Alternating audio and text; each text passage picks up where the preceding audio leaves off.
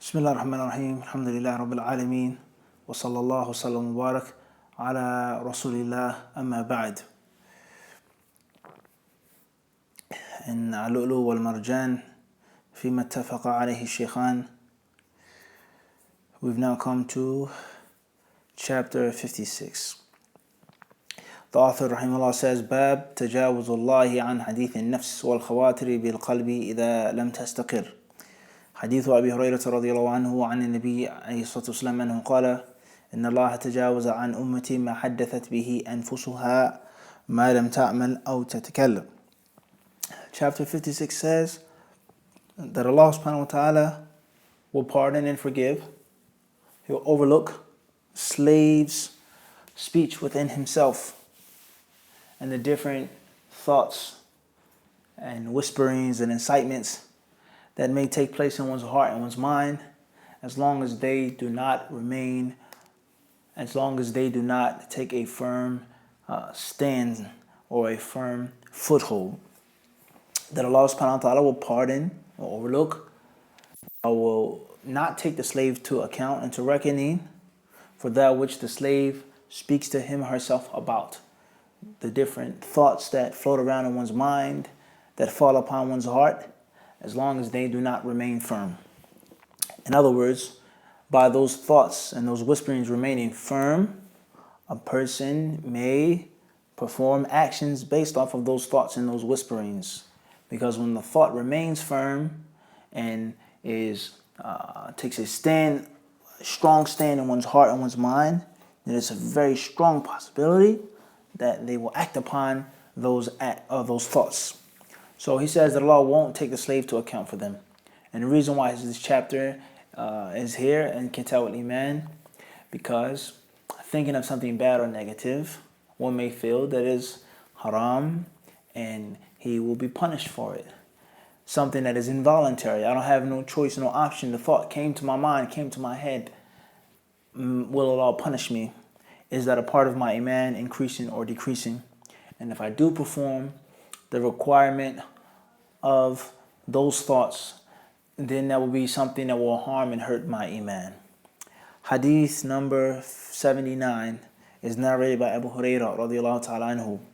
The Prophet sallallahu alaihi wasallam said, surely Allah subhanahu wa ta'ala has forgiven my ummah, has pardoned my ummah that which they speak to themselves regarding, as long as they don't act and as long as they do not speak. As long as they do not act and as long as they don't speak, yani verbally, orally, aloud. So the hadith clearly shows us what the chapter heading says. And the condition is that a person is not to act upon it, nor is he to actually mention it. If shaitan, the soul, the nafs, or whatever, comes up with a statement of kufr in one's mind or one's heart, a doubt, something like this, there's no sin as long as the slave doesn't say it. And as long as the slave doesn't act upon it. Clear, bi'idhnillahi subhanahu wa ta'ala. We benefit from the hadith, the mercy of Allah, His kindness subhanahu wa ta'ala, and that Allah is most fair, most just. And that Allah does not hold a slave accountable for something that the slave cannot control. So this hadith is a paramount foundation for Islam. Allah is not unjust, He is not unfair, He is not oppressive and tyrannical. He does not punish a slave for that which the slave has no control in doing. Ponder upon that. Another benefit we take from this hadith is that kalam is different from hadithun nafs. Hadithun nafs is not kalam. And kalam is that which is heard, that which is said, that which is spoken. Something that's verbal, that's oral, that's heard. It is a voice, there's a sound. There is a composition of letters in whatever language or dialect or slang it is in. And that is not hadithun nafs. And the reason why we're mentioning this, you may ask why or how does this pertain to anything, is the issue of the theological and philosophical debates between those who follow the way of the Ash'ari sect and those who follow the way of Ahlul Hadith. The Ash'ari sect, they say that Allah subhanahu wa ta'ala has kalam. They believe in Allah's kalam. However, they say that the kalam is not heard. It isn't something that a person can actually hear. But it is something which is hadithun nafs. and it is qadim, azali. It's quote unquote old or ancient or original. It's not something that Allah speaks to this one, speaks to that one, that comes about in a new time whenever Allah wills, when He wills, to whomever He wills. They say that Allah's speech is old and it's within Himself. It is not heard by a human being. It's not heard by someone else. And it's hadith on nafs. It's a very long discussion and debate. Obviously, that statement is totally false and batil. That is totally false and batil for so many reasons. Why? And from those reasons is what we find in this hadith. He says, "Madam ta'mal aw tatakallam," as long as those nafs, those anfus, do not act, make amal, or tatakallam, speech. So the speech that is within someone is not necessarily considered to be speech in the Arabic language and in the deen. Khayran, inshallah, the discussion of this issue and the falsification of these different things that they try to use and play around with obviously is not here. This is not the proper place for that. Moving on to chapter 57. باب إذا هم العبد بحسنة كتبت وإذا هم بسيئة لم تكتب.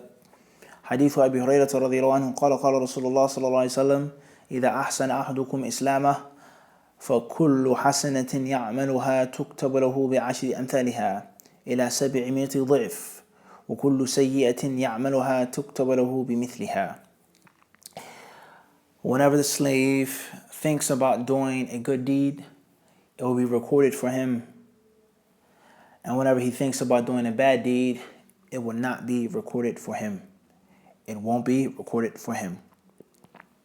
When the slave thinks about something of khair, whatever that thing may be, giving sadaqah, making salah, making hajj, making umrah, fasting, reading the Quran, visiting his parents, visiting the sick, visiting the ill, looking after the orphans, feeding the hungry, clothing the needy, etc., then he will get a reward. He will get a hasanah.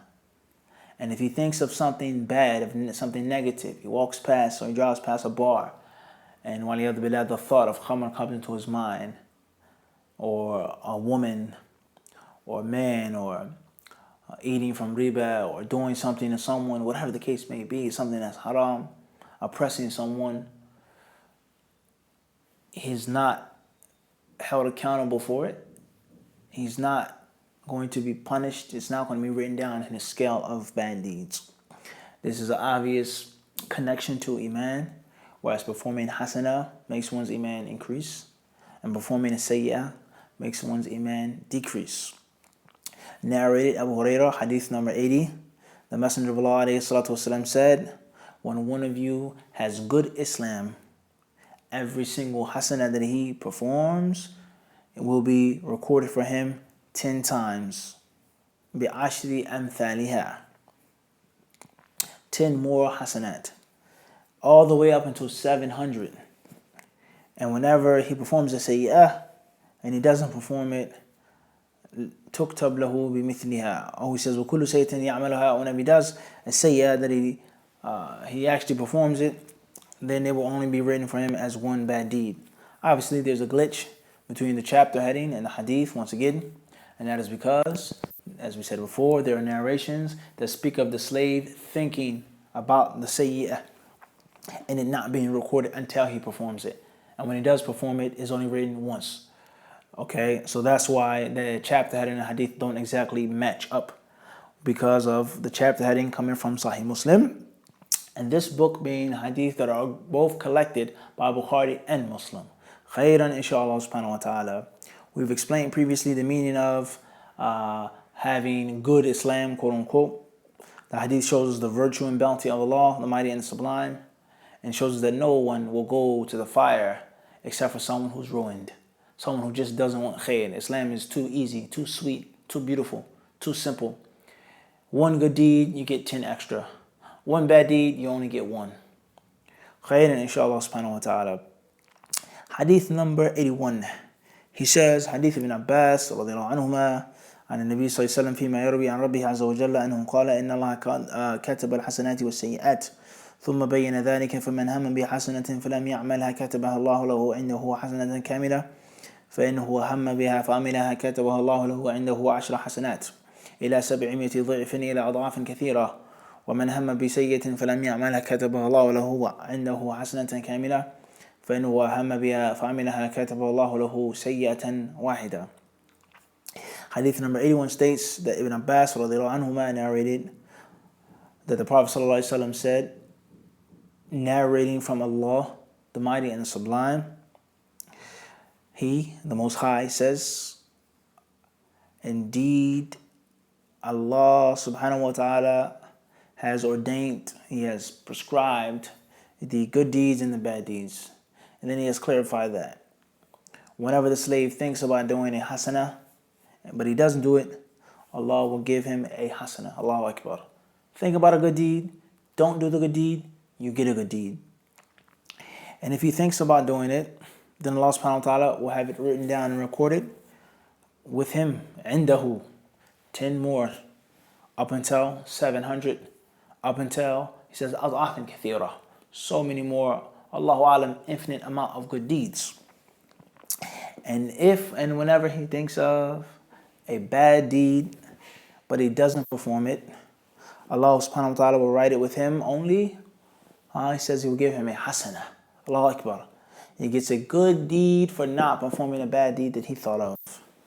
And if he thinks about it and performs it, Allah the Mighty and the Most High will only record for him one bad deed. One bad deed. Hadith proves the previous things and also has the connection and the relation with the chapter heading, was thinking about it and not doing it, etc. Chapter number 58, باب الوسوسة في الإيمان وما يقوله من وجدها. حديث أبي هريرة رضي الله عنه قال قال رسول الله صلى الله عليه وسلم يأتي الشيطان أحدكم فيقول من خلق كذا من خلق كذا حتى يقول من خلق ربك فإذا بلغه فليستعذ بالله ولينتهي. حديث أنس بن مالك رضي الله عنه قال قال رسول الله صلى الله عليه وسلم لن يبرح الناس يتساءلون حتى يقول هذا الله خالق كل شيء فمن خلق الله. Chapter 58 says whisperings and waswasa is in one's iman, and what should a person do when he's afflicted with those wasawas, when he finds himself with those waswasa, those wasawas, what should you do? In other words, the waswasa of shaitan, the waswasa of the nafs, the waswasa of the shayateen, of the human beings, of the jinn, etc. What does a person do when he has the waswasa? When he thinks about doing something evil, when he has doubts, statements of kufr that come upon him, what is he to do? Obviously, this is something which is very widespread, a big problem among many individuals. Many people, they complain about this. I have evil thoughts, I have these terrible dreams in which I think things about Allah, so on and so forth. What do I do? So it shows us that there is waswasa with iman, and the solution and the remedy to these wasawas. So the chapter had an obvious issue of one's iman increasing and decreasing, and also a person losing his or her iman, waliyadu billah, depending on what type of waswasa a person has, acting upon the waswasa, leading to ultimate doubt, waliyadu billah. Hadith number 82, Abu Hurairah narrated, the Messenger of Allah sallallahu alaihi wasallam said, Shaitan comes to one of you and he says, who created this?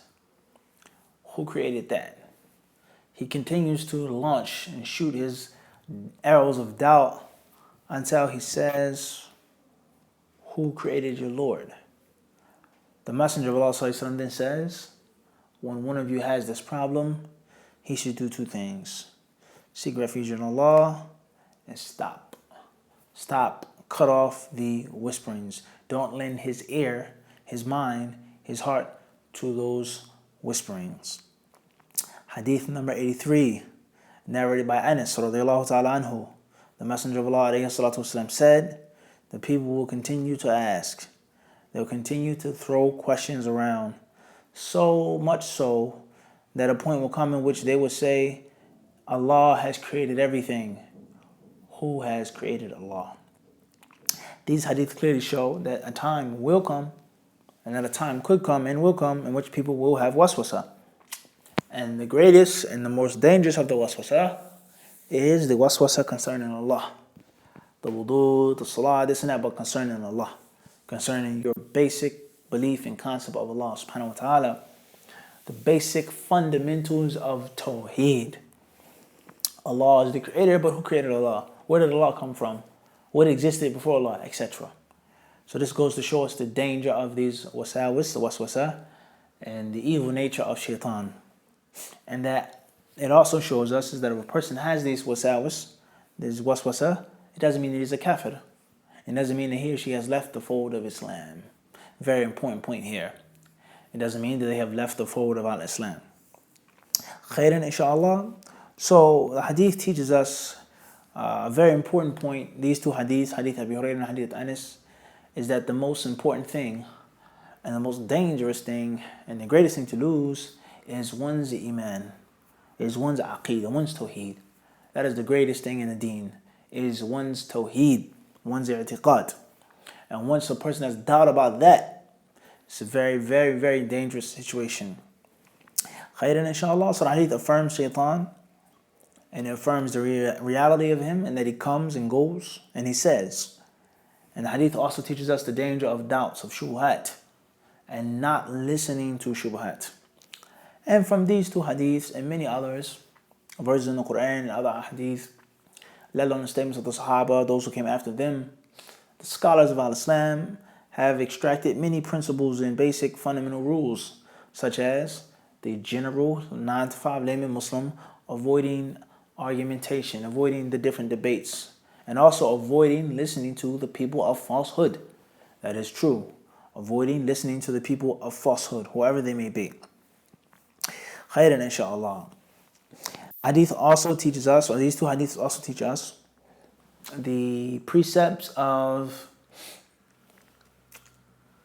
atheism. The concept of questioning Allah as the creator.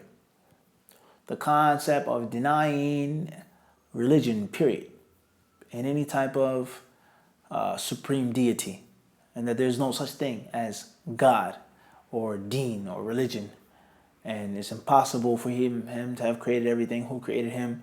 We human beings have time, etc. This hadith clearly shows us this right here, the concept of atheism. The hadith, Abu Hurairah gives us the cure.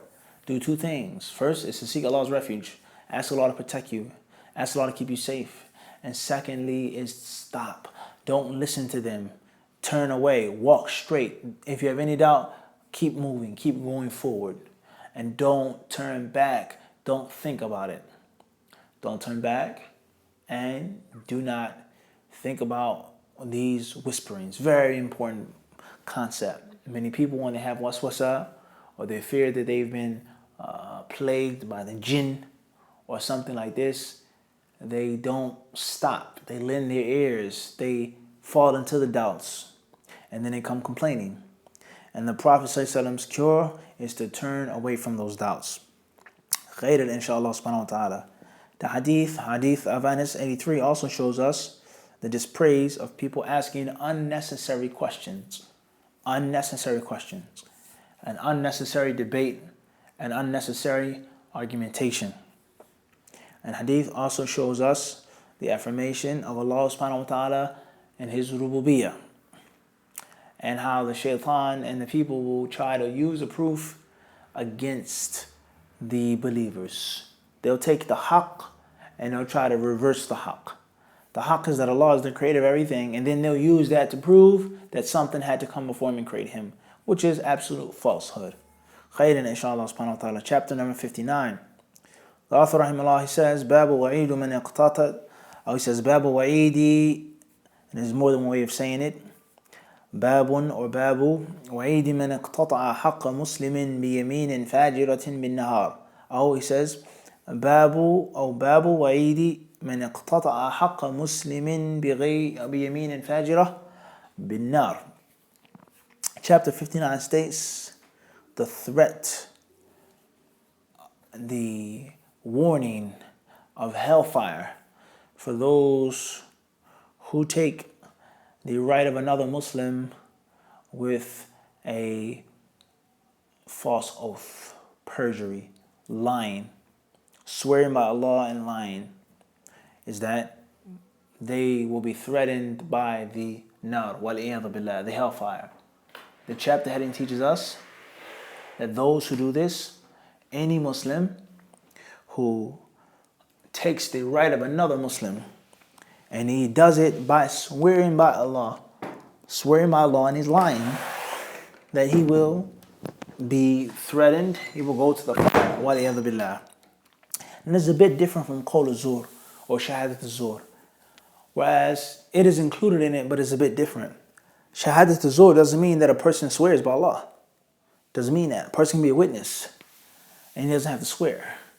Here, Yameen Fajra is that he himself, he has a claim, okay? He's the claimant. And he doesn't necessarily have the proofs and evidences, the witnesses, and it's either you bring the proof or you swear by Allah, the Yameen. So he swears by Allah and he is lying to take the land or the house or the car or the money from the other Muslim. Everybody clear on this, bi'idhnillahi subhanahu wa ta'ala. The hadith or the chapter heading clearly shows a problem with regards to one's iman. If you do that, you're going to the fire of hell, which proves that you made a major sin. Taking a Muslim's right and swearing by Allah falsely is a major sin. Hadith number 84. Hadith Abdullah ibn Mas'ud radiyallahu anhu قال قال رسول الله صلى الله عليه وسلم من حلف يمين صبر ليقتطع بها مال امرئ مسلم لقي الله وهو عليه غضبان فأنزل الله تصديق ذلك إن الذين يشترون بعهد الله وإيمانهم ثمنا قليلا أولئك لا خلاق لهم في الآخرة إلى آخر الآية. قال فدخل الأشعث بن قيس وقال ما يحدثكم أبو عبد الرحمن قلنا كذا وكذا قال فيه أنزلت كانت لي بئر في أرض ابن عم لي قال النبي صلى الله عليه وسلم بينتك أو يمينه فقلت إذن يحلف يا رسول الله إذن يحلف يا رسول الله فقال النبي صلى الله عليه وسلم حلف على يمين صبر يقتطع بها مال امرئ مسلم وهو فيها فاجر لقي الله وهو عليه غضبان. Hadith number 84 is narrated by Ibn Mas'ud radiyallahu anhu. The Messenger of Allah says, he who swears, and he's lying, to take the right, to take the property of another Muslim, he will meet Allah and he is angry. Allah will be angry with him. Allah the Mighty and Majestic, in confirmation of this statement, he sent down verses from the Quran, in which Allah subhanahu wa ta'ala says, which is translated to mean, indeed, those who sell the covenant of Allah, those who throw away their oaths for a cheap price, a quick, measly piece of the worldly life, they won't have any portion in hereafter. They will not have any portion in hereafter, to the end of the ayah. So, Ash'ath ibn Qais, he came in, and he says, what does Abu Abdurrahman tell you? In other words, Ash'ath ibn Qais, the companion, is speaking to other people, whether they're Sahaba or Tabi'in. What is Abu Abdurrahman? What is Ibn Mas'ud telling you? He says such and such and such and such. He says, indeed, this verse was sent down regarding me. The verse in the Quran was sent down regarding my situation. There was a well that I had in the property on the land of one of my cousins. And the Prophet ﷺ said, either you bring up clear proof or his yameen, his oath. I said, if he swears, O Messenger of Allah, in other words, as if he's going to lie, as if he's going to make something up and swear by Allah. The Messenger of Allah ﷺ, he said, he who does this to take the wealth of a Muslim and he's lying, he's not telling the truth, he will meet Allah in the hereafter and Allah will be angry with him. Allah will be angry with him. So the hadith and the chapter hadith is clear, lucid, plain, easy, nothing difficult to understand. And it shows us that it is a major sin to do this, a major sin to do that. Also teaches us once again the tafsir of the Quran, how the Quran was sent down. It teaches us how some of the Salaf Salih reacted with each other. One thing leads to something else. Ibn Mas'ud said something, Ash'ath ibn Qais gave them more, etc. And also goes to show the sacredness of the Muslim. The sacredness of the Muslim and the extreme danger of violating a Muslim's property, violating a Muslim's honor, violating the wealth of a Muslim is extremely dangerous. And also goes to show us the base nature of the worldly life. Khairan inshallah. Moving forward, chapter 60. باب الدليل على أن من قصد أخذ مال غيره بغير حق كان القاصد مهدر الدم في حقه وإن قتل كان في النار وأن من قتل دون ماله فهو شهيد. حديث عبد الله بن عمرو رضي الله عنهما قال سمعت النبي صلى الله عليه وسلم يقول من قتل دون ماله فهو شهيد. Chapter 60 says, the proof and the evidence is that those who intend to take someone else's wealth, someone tries to steal or rob someone, they try to take their money بغير حق, unjustly, their blood means nothing. There is no blood money, there is no retribution. And if he dies, he will go to hell. And also those who die defending their property, defending their wealth, will be martyrs. They will be shaheeds. Teaches us, number one, the attacker, the robber, the one who tries to take your property and you injure him, there's no di'ah. If you kill him, there's no qisas. His blood is nothing. Hadar. And not only is blood worthless, his tribe, his family, they can't do anything. There's no blood money to be paid. There aren't any camels to be given. But he will also go to the fire of hell. And if the opposite happens, or if both of them are killed, then the one who's killed defending his property will be a shaheed. He will be a martyr. Khairan inshallah subhanahu wa ta'ala. The chapter heading obviously deals with a major sin, trying to take the Muslim's wealth, trying to hurt him, and also deals with the concept of wa'd and wa'id, that there's threat of the hellfire and there's promise of Jannah, of the shaheed being in Jannah. So that clearly pertains to al-iman. Hadith number 85 is reported by Abdullah ibn Amr ibn al-As radiyallahu ta'ala anhuma. I heard the Prophet sallallahu alaihi wasallam saying, he who was killed defending his wealth is a shaheed. He who was killed defending his wealth is a shaheed. He's a shaheed. Hadith is clear, but the chapter heading gives much more than what the hadith says. And the reason behind this is that there are hadith in Sahih Muslim, versions of the hadith in Sahih Muslim, that speak on the companion asking the Prophet ﷺ, what if I kill him? What if I do this and injure him? Or what if he kills me? Naam, khairan inshallah subhanahu wa ta'ala. An-Nawawi rahimahullah, he mentions that the word shaheed is derived from several different things, several different reasons behind this person or this type of person being called a shaheed. What's meant by the shaheed? Many different fawaid regarding that. He also mentions that the shuhada are of three types. First and foremost, those who die in battle against the kuffar. And they are shaheed, they have the ruling of the shaheed in this life and in the hereafter. Meaning that we do not wash their bodies. Okay. Inshallah, let's read what Nawawi says really briefly. First and foremost about the word shaheed. He says, rahimahullah ta'ala, أما ألفاظ الباب فالشهيد قال النضر بن شميل سمي بذلك أنه حي لأن أرواحهم شاهدت دار السلام وأرواح غيرهم لا تشهدها إلا يوم القيامة.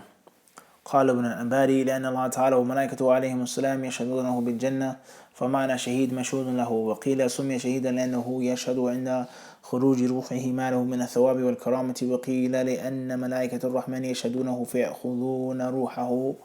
وقيل لأنه شهد له بالإيمان وخاتم الخير بظاهر حاله. وقيل أن عليه شاهدا يشهد بكونه شهيدا وهو دمه فإنه يبعث وجرحه يثعب دما. وحكى الأزهري وغيره قولا آخر أنه سمي شهيدا لكونه ممن يشهد يوم القيامة على الأمم. وعلى هذا القول الاختصاص له بهذا السبب.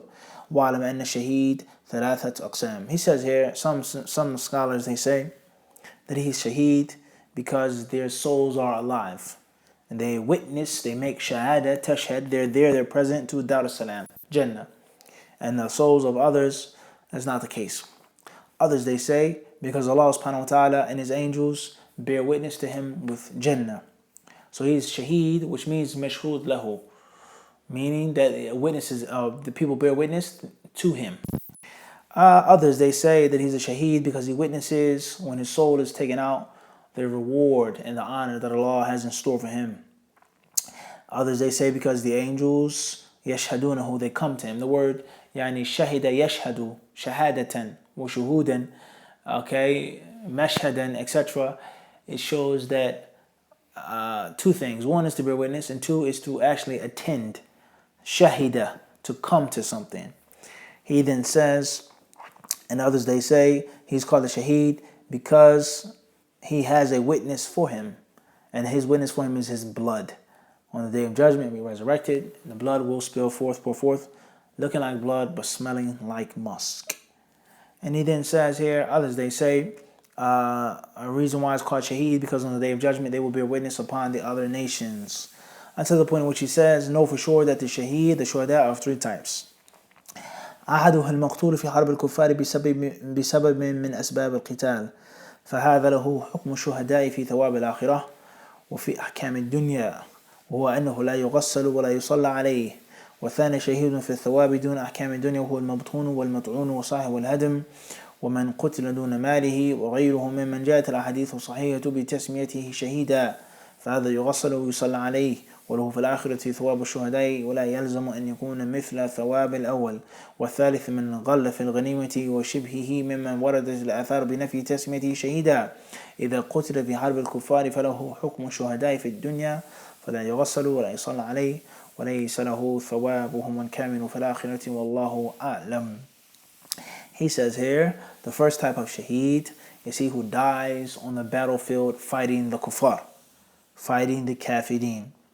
This person receives the treatment of the shaheed in both worlds, in this life and in hereafter. As for the dunya, he's not to be washed, he's not to be preyed upon. He's not to be washed, he's not to be preyed upon. Obviously, there are other rulings, such as him being buried in his clothes, etc. And the rewards in hereafter of the shuhada, the martyrs. He says, number two are those who are shuhada with regards to rewards without the rulings of the dunya, such as he who dies from his stomach, whether it's cancer or ulcer, yani from some type of stomach or some type of problem, agonizing pain of the belly. He says someone who dies in the different types of ways of death, whether it's drowning, having something falling or collapsing upon him, etc.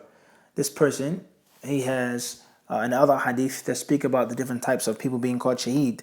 They are shaheed in hereafter, but they don't get the full reward of those who actually died on the battlefield. And last but not least, are those who died on the battlefield fighting the kuffar, but they may have taken something or stolen something from the spoils, from the booty, before it was properly dispersed and distributed. So they will receive some of the rewards, but there are hadith that speak about their rewards being diminished and them being threatened towards punishment. Khayr inshallah. Khayr bidhnillahi ta'ala. Let's move forward. That was just some more fawaid as we try to mix it up from An-Nawawi in the Sharh of Sahih Muslim and the Sharh of Sahih Muslim. Khayr inshallah. The hadith teaches us the permissibility of defending one's wealth. And you don't have to submit, you don't have to be weak. You can defend your honor and defend your wealth. Chapter number 61. باب استحقاق الوالي الغاش لرعيته النار.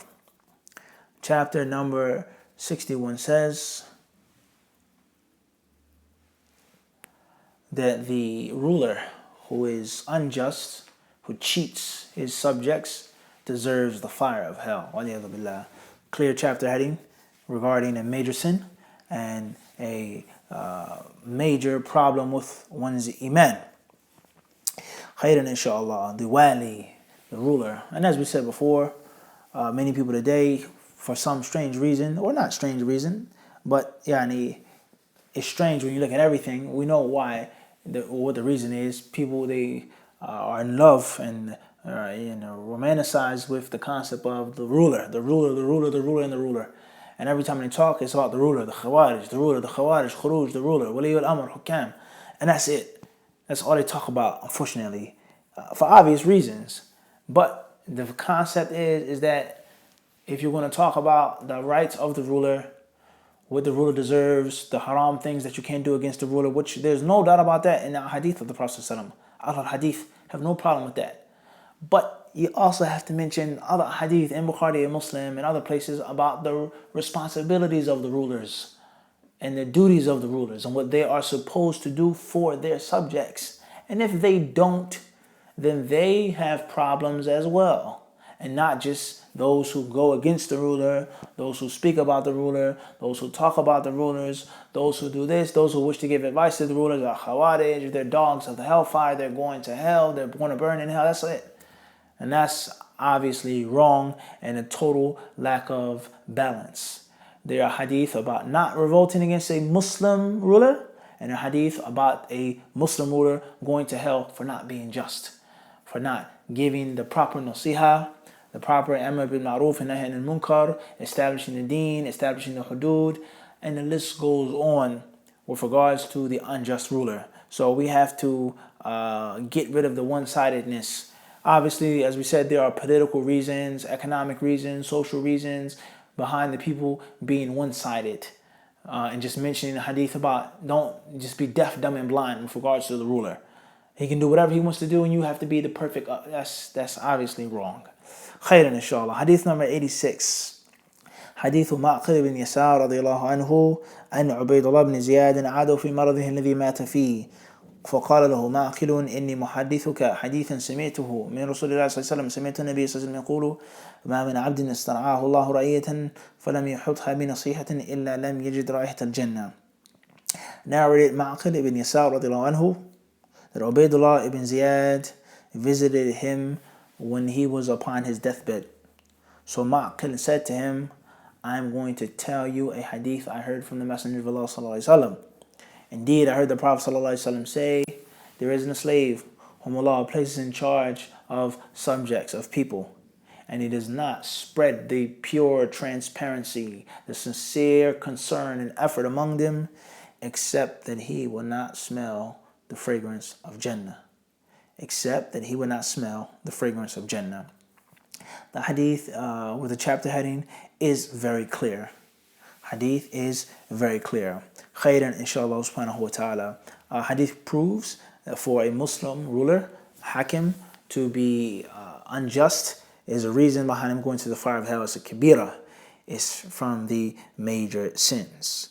It's from the major sins. Khairan inshallah. We also benefit from the hadith is the diligence of the Salaf al-Salih to narrate the Sunnah and to spread the Sunnah even at the time of death, and not to be afraid, not to kiss up or suck up or to bootlick, and to say the truth, to say the haqq, whether it's for themselves, against themselves, to the leader, to the subject.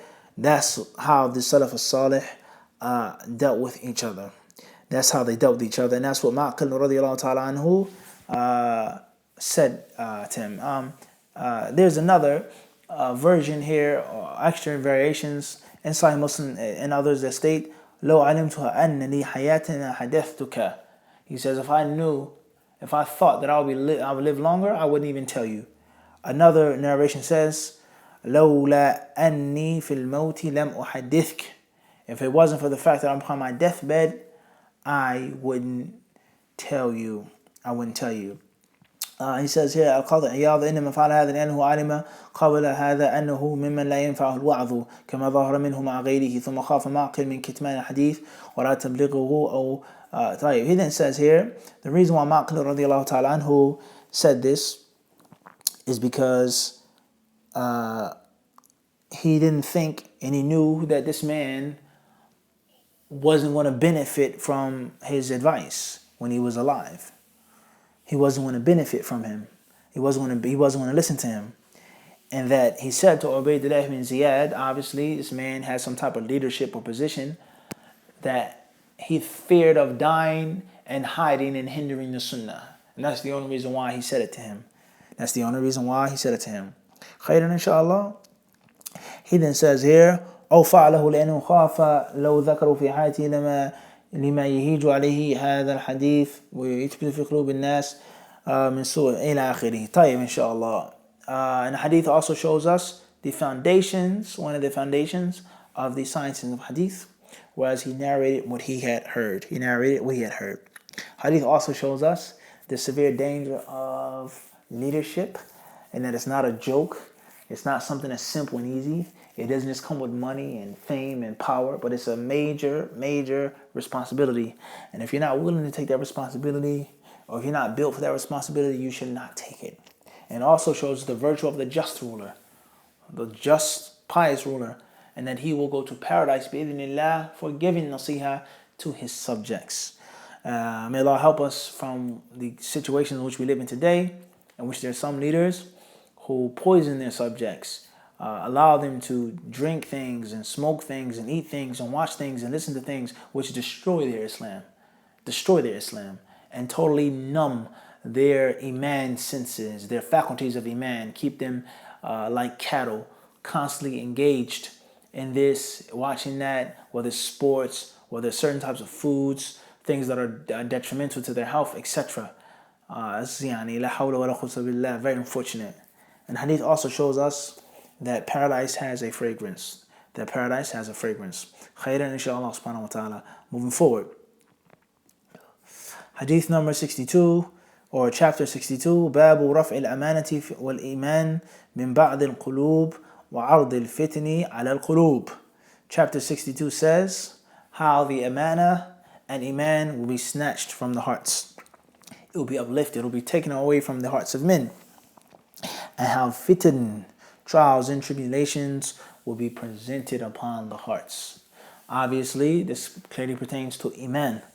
Losing one's iman, weak iman, and the fitna, the trials and tribulations of the dunya, of doubts, of bid'ah, of sin, of lust, of desire, being thrown upon the hearts. May Allah subhanahu wa ta'ala help us all. Very serious chapter heading.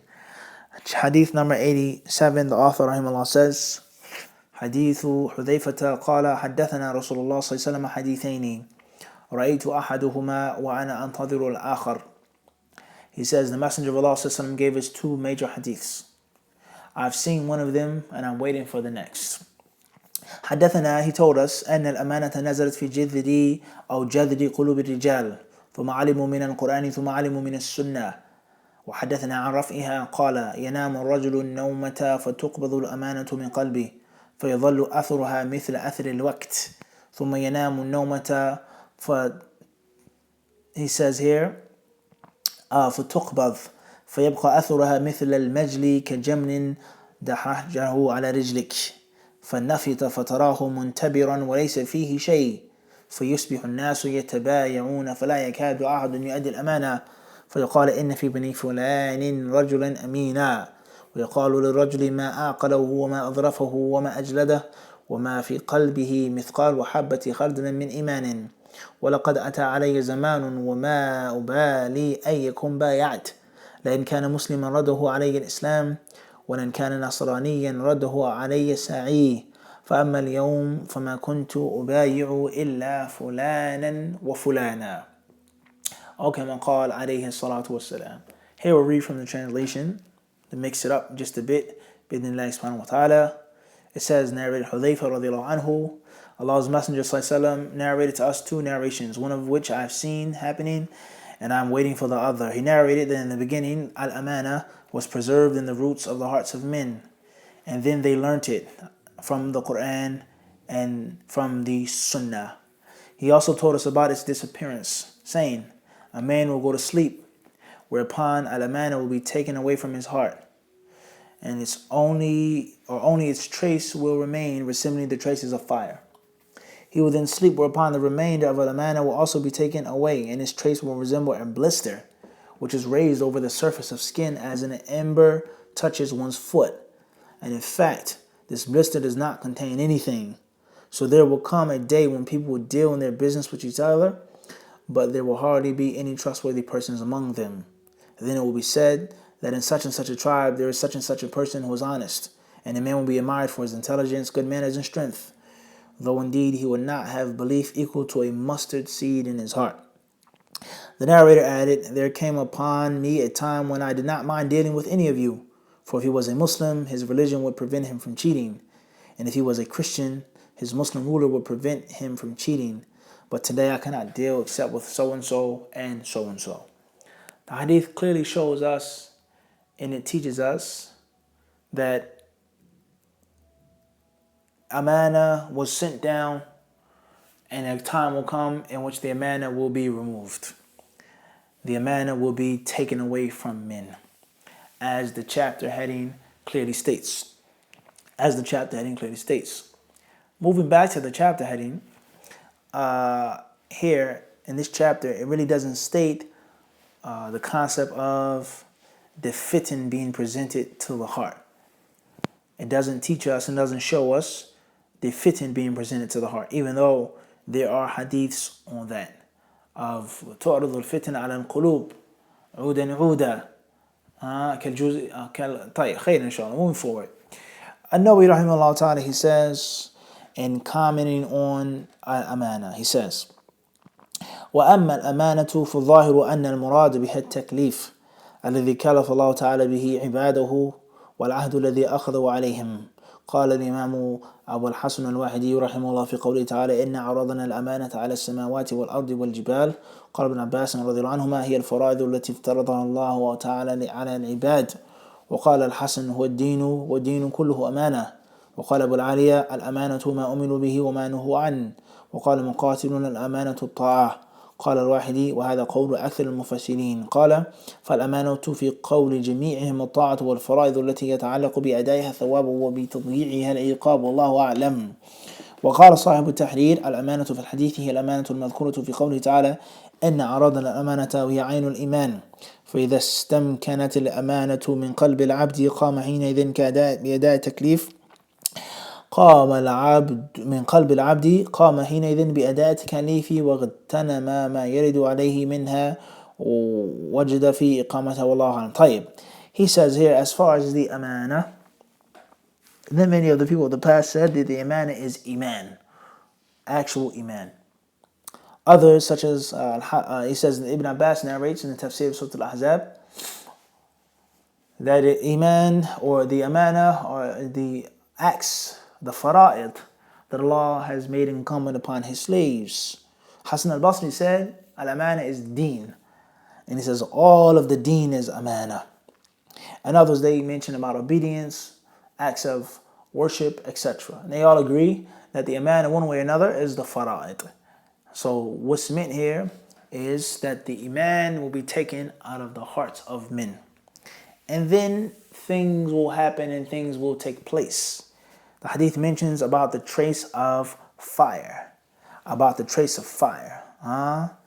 And what's meant by that? In other words, something leaves and something takes its place. The nur goes, the iman goes, and a black spot comes. And then he mentions about the blister, all making an example of how something is taken away and then something replaces it.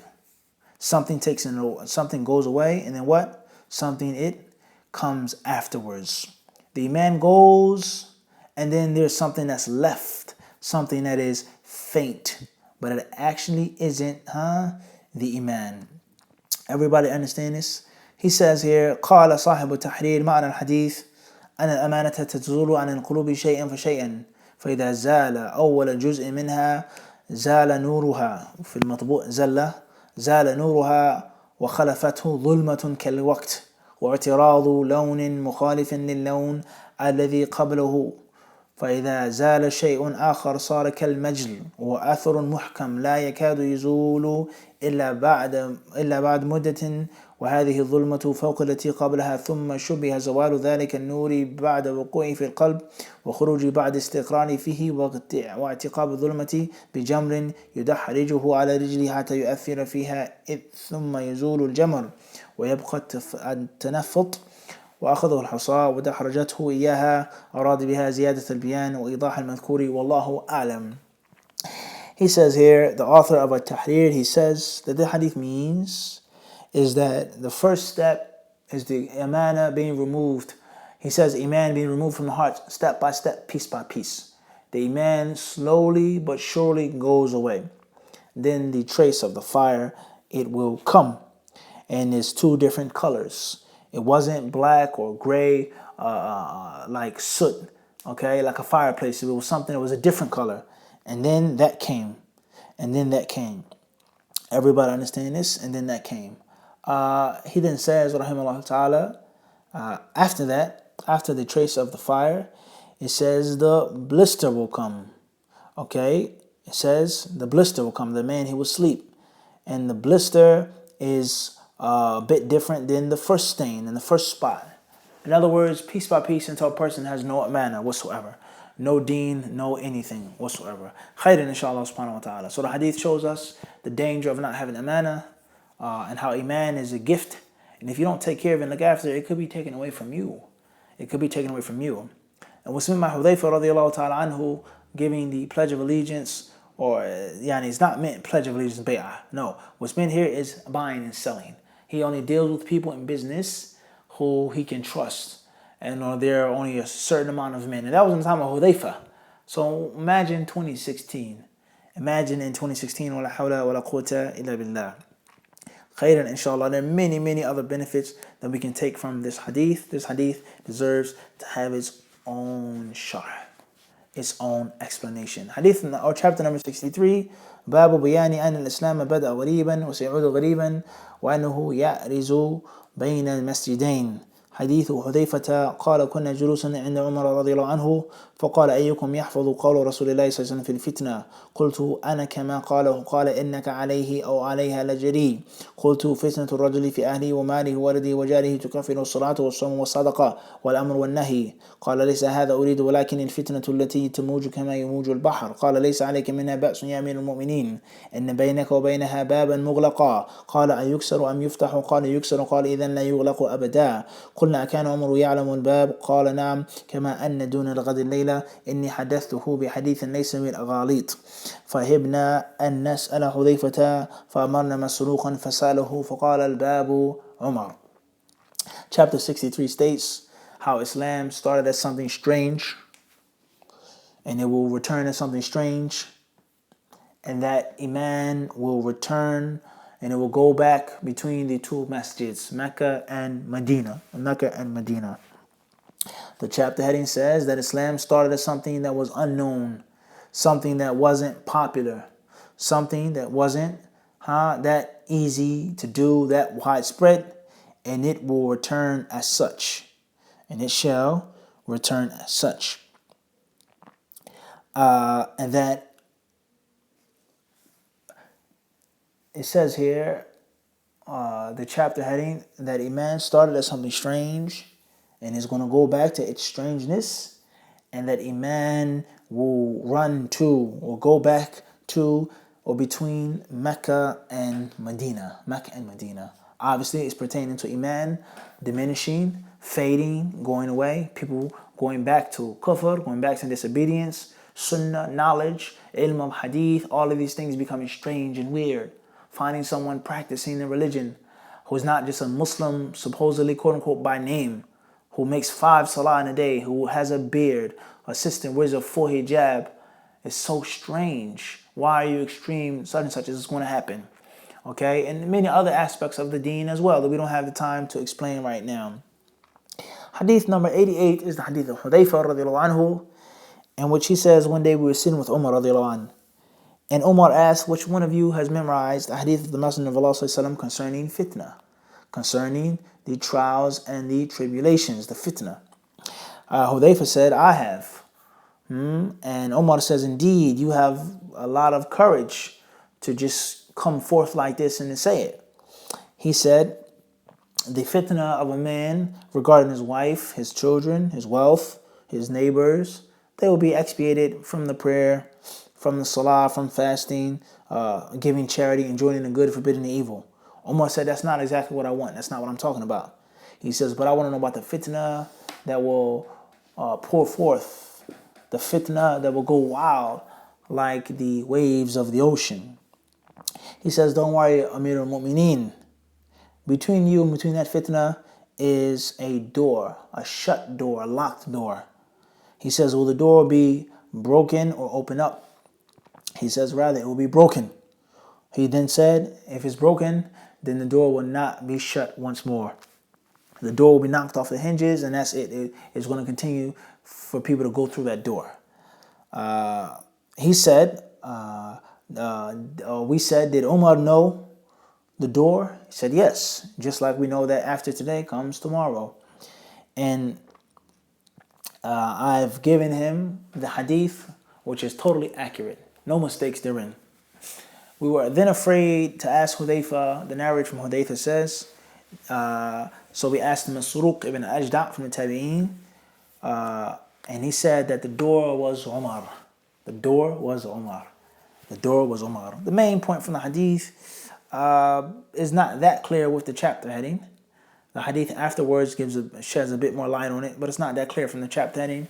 And the reason why, once again, is because the hadith about strangeness of the deen, returning strangeness, is in what? Sahih Muslim and not in Bukhari and Muslim.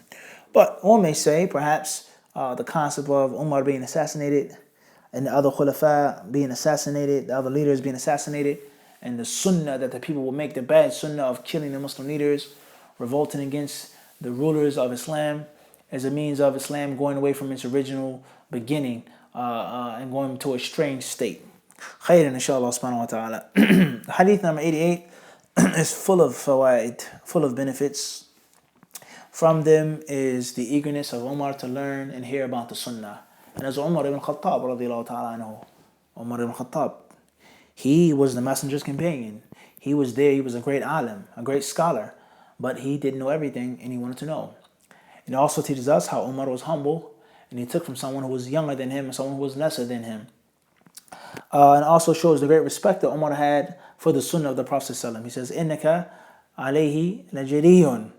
He says, indeed, you are very bold to just come forth like that. The sunnah wasn't a small, easy thing to just be thrown around and played around with, as many people do today.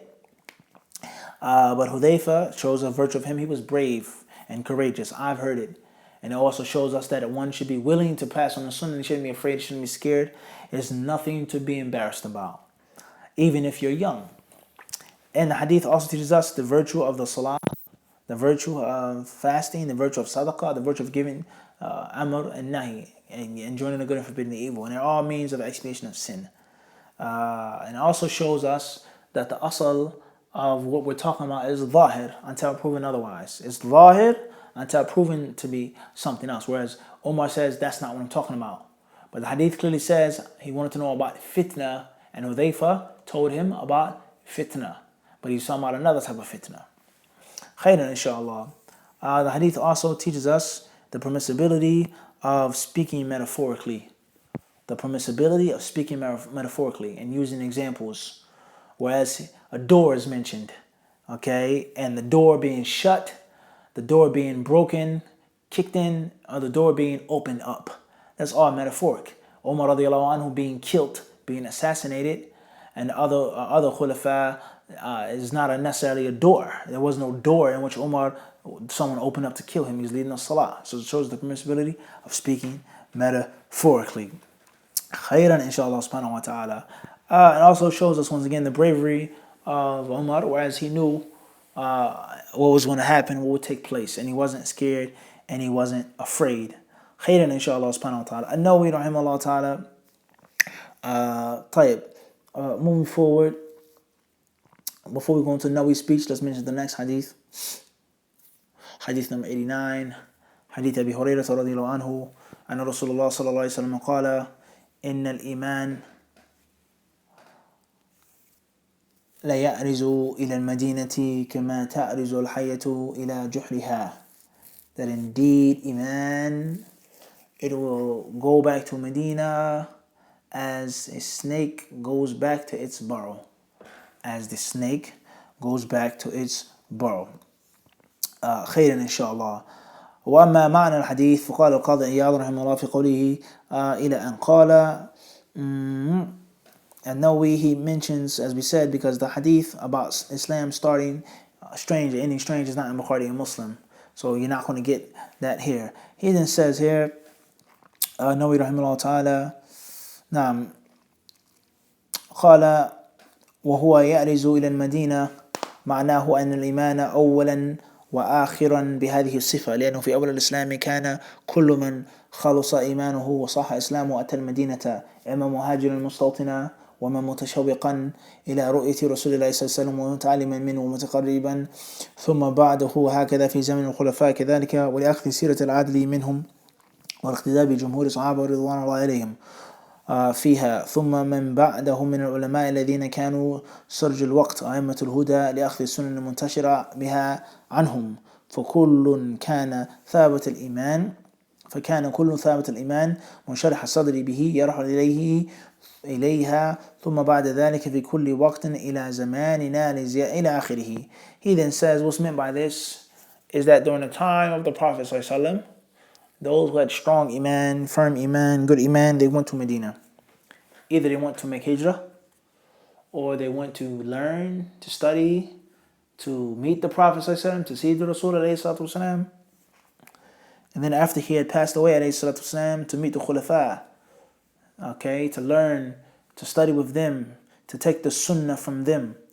And he says all the way up until the ulama who came after the Salaf al-Salih, they all wanted to go and learn from the ulama of Medina and study there and visit and perform the different recommended acts in his masjid alayhi salatu wasalam. He says that's the interpretation of that hadith. Moving forward, or the hadith also shows the virtue of Medina once again. And going to chapter 65, hadith number 90, we will stop here. Allah subhanahu wa ta'ala surely knows best.